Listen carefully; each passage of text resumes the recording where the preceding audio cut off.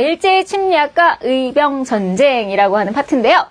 갑자기 일본이 우리를 막 죄어옵니다. 쪼여와요. 자, 그러면 어떠한 사건이 있었는지 그 전 사건을 알아야지 이렇게 이어지시죠? 잠깐 또 복습을 하겠습니다. 우리가 흥선대원군, 바로 아들 고종을 왕으로 만들면서 10년간 정치를 하고 이제 물러난 다음에 고종이 친위 정치를 해서 이제 중전 세력이 커졌죠. 그렇죠? 자, 그러면서 우리나라는 드디어 강화도 조약으로 문을 열고 막 개화 정책을 펴기 시작해요. 자, 그러면서 이제 사건들이 빵빵빵빵 터지는데요. 1882년에 자, 이러한 개화 정책, 특히 우리 구식군인 차별하는 거 참을 수 없다 그러면서 우리 군인들이 난리가 나죠. 이모군란이 일어납니다. 그리고요, 또 급진 개화파들은 중전의 그 천천히 가는 온건개와 마음에 안 든다. 그래서 갑신정변이라고 하는 사건이 또 바로 이어지죠. 그래서 인민평등권 이런 걸 내세우면서 근대 국가를 세워보고자 노력을 했지만 3.1천하로 끝이 났어요. 자, 그러면서 이제 10년 후에 자, 우리 농민들, 자, 우리 민중들이요 너무 화가 나죠. 또 폭발합니다. 자, 그래서 동학농민운동이 일어나죠. 자, 농민들이 사랑한 종교는 동학이라고 하는 종교였어요. 최재우가 창시한. 자, 그러면서 고부농민봉기에서 시작해서 1차 봉기, 2차 봉기 결국 진압되지만 지금 민중들의 힘을 보여줬죠. 그렇죠?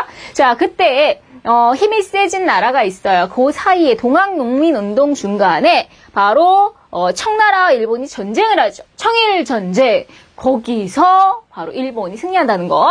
자, 그래서 여기서는 이제 일본이 승리하면서 청나라는 더 이상 우리나라한테 신경 꺼야죠. 그쵸? 자, 그런 와중에 일본이 그 기세를 몰아서 우리에게 강요한 개혁이 갑오개혁. 자, 이때 신분제가 최초로 없어진다고 했죠? 우리 홍범 14조, 교육익 조서. 자, 이런 것들이 또 우리 갑오개혁이랑 같이 기억이 나셔야 되고요. 자, 그러면 동학농민운동을 계기로 해서 갑오개혁도 일어났고요. 그 다음에 청일전쟁도 일어난 겁니다. 자, 청일전쟁에서 일본이 이긴 다음에 자, 청나라한테 땅을 받기로 했는데 이 러시아, 프랑스, 독일 세 나라가 당장 돌려줘 그러면서 이제 난리를 치죠. 그렇죠? 자, 그래서 결국엔 다시 되돌려주게 되는 그 사건이 삼국 간섭이었어요. 자, 삼국 간섭. 자, 그러면 다시 우리는 이렇게 러시아, 프랑스, 독일 중에서 자, 일본이 밀리는 거 보니까 얘네들이 세구나. 자, 우리 중전은요, 러시아에 얼른 붙죠. 그래서 칠러 세력이 형성됩니다. 자, 이걸 계기로 명성, 황후, 시해 사건, 바로 을미사변이 터지고요. 자, 1895년 을미사변이 터졌고, 자, 다시 일본이 이제, 우리 중전마마 명성, 황후를 돌아가시게 한 다음에, 주도권을 잡게 되면서 또 개혁을 시킨 게 을미개혁이 되죠. 이때는 머리를 잘라라 단발령이 시행됩니다. 자, 을미사변, 을미개혁 같은 해인 1895년. 자, 이제 우리의 국민들은 분노합니다. 왜요? 자, 우리 중전을 돌아가시게 하고 그 다음에 머리까지 자르라고 하는 거, 요 두 개 때문에 못 참아 하고 빵 터진 게 또 역시 같은 해니까 을미의병. 그래서 을미 시리즈, 을미사변, 을미개혁, 을미의병 기억하시고요. 자, 그런 다음에 고종이 잠깐 나라를 비우게 되죠. 궁을 비우게 됩니다. 자, 러시아 공사관으로 그게 바로 아관파천이라고 하는 사건까지 이때 고종이 이건 나라를 비운 거나 다름없기 때문에 열강들이 우리나라 좋은 권리는 다 뜯어간다 이렇게 얘기를 했죠. 그렇죠? 자, 이러한 사건들이 있었어요. 그러면 생각을 해보세요. 자, 우리나라가 있는데 지금 우리나라에 눈독 들이고 있는 중국, 청나라가 있고요. 그 다음에 이쪽에 이제 러시아가 있고요. 그 다음에 이제 일본이 크게 우리 주변에 있는데 청일 전쟁으로 청은 끝났어요. 그렇죠? 자, 그럼 이제 우리나라에 관심을 갖고 있는 건 러시아, 일본이 특히나 관심을 갖고 있겠고 드디어 얘네들이 한판 붙는 거예요. 얘네들이. 그러면 러일 전쟁이 일어나는데 거기서 러시아가 진다는 거야. 자, 그래서 러시아가 지면서 이제 완전 일본의 동무되죠. 자, 그러니까 일본이 우리나라를 막 쬐어오면서 결국엔 나라를 통으로 먹으면서 우리는 식민지가 된다는 거. 자, 이런 과정, 일본이 어떻게 우리를 쬐어오는지 한번 가보겠습니다. 자, 그러면 러시아하고 일본이 러일 전쟁이 벌어지는데요. 러일 전쟁은 바로 1904년에 벌어져요. 1904년에서 1905년까지 이어지는 전쟁인데요. 여기서 어이없게도 일본이 승리했다라는 것. 러시아가 용안포라고 하는 지역을 이제 무단 점령하면서 그게 계기가 돼서 두 나라가 전쟁을 하는데 자, 일본이 이겼어요. 자, 그럼 당연히 또 일본에게 유리한 두 나라 사이에 조약이 체결되겠죠. 그 조약이 포츠머스 조약이에요. 뭐라고요? 포츠머스 조약. 자, 포츠머스 조약에서 당연히 이런 얘기가 있겠죠. 야, 러시아 이제 코리아에서 신경 꺼 이렇게 돼서 이제 러시아도 나가리, 청도 나가리 이제 일본만의 동무대가 됐다라는 거 아셨죠? 러일 전쟁은 일본의 승리로 끝납니다. 그때 이제 고종이 한 게 뭐냐면 대한제국은 중립이다 요걸 선언해요.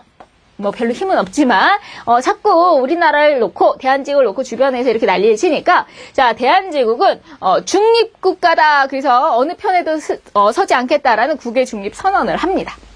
고종은 이런 선언을 하는 찰나에 자 그러면 이제 일본이 어떻게 우리를 괴롭히는지 자 굉장히 복잡하죠. 순서가 중요해요. 순서대로 뭐가 하나씩 얘네들이 우리 거를 뺏어가는지 자 순서에 유념하시면서 자 가볼게요. 자 그럼 이제는 청나라도 이겼겠다. 러시아도 이겼겠다. 이제 일본이 완전히 그쵸? 우리나라에서 동무대가 됐어요. 자 그럼 제일 첫 번째 1904년에 한국하고 일본 사이 한일의정서가 체결이 됩니다. 한일의정서.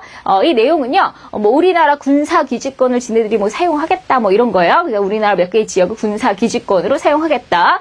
자 그러면 기껏 고종이 방금 전에 우리나라는 국외 중립이다 했는데 바로 일본이 이 한일의정서 맺으면서 군사기지권을 막 사용해버리니까 이 국외 중립선언은 완전 뭐가 돼버려요? 무효가 돼버리는 거죠.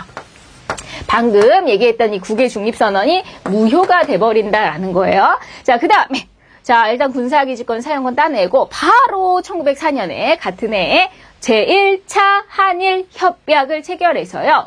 고문정치를 실시합니다. 고문정치. 자, 우리나라 사람들 뭐 고문하겠다 이게 아니고요. 자, 고문이라는 그 직책은요, 이제 뭐 동창회나 이런 큰 조직에 가보세요. 그러면요, 우리 회장도 있고, 뭐 총무도 있고 하지만 고문이라고 하는 위치에 그 사람이 있어요. 고문. 고문은 나름대로, 보통 고문은 이런 사람들이 하던데, 전직 회장이에요. 그러니까 지난번 회장했던 사람이 이번에 이제 새로운 회장 뽑히면서 그 사람 고문 자리. 고문이 뭐야? 나름대로 그래도 회장을 해봤기 때문에 이 조직을 제일 잘 알아서 뭐 예를 들면 조언해주는 역할을 고문이다 이렇게 얘기하는데 그 고문 정치라고 하면 우리나라 정치에 이렇게 조언을 해줄 고문을 파견한다는 거야. 자, 그래서 제1차 한일 협약으로 고문 정치, 그때 이제 외교 고문으로 미국인 스티븐스가 오고요. 그 다음에 이제 재정 고문으로 일본인 메카타가 왔어요. 메카타. 스티븐스와 메카타. 자, 이 메카타가 또 아주 나쁜 놈이죠. 자, 나중에, 와가지고 우리나라 화폐 정리 사업이라고 하는 화폐 정리 사업을 해서요. 또 우리 경제를 엄청나게 또 타격을 주는 그런 일을 합니다. 화폐 정리 사업은 이제 다음 시간에 얘기할 거고요. 자, 그래서 일단은 고문들이 온다. 자, 드디어 1905년이 됐어요. 자, 이 기세를 몰아서 그 유명한 을사조약을 체결합니다. 1905년 을사조약.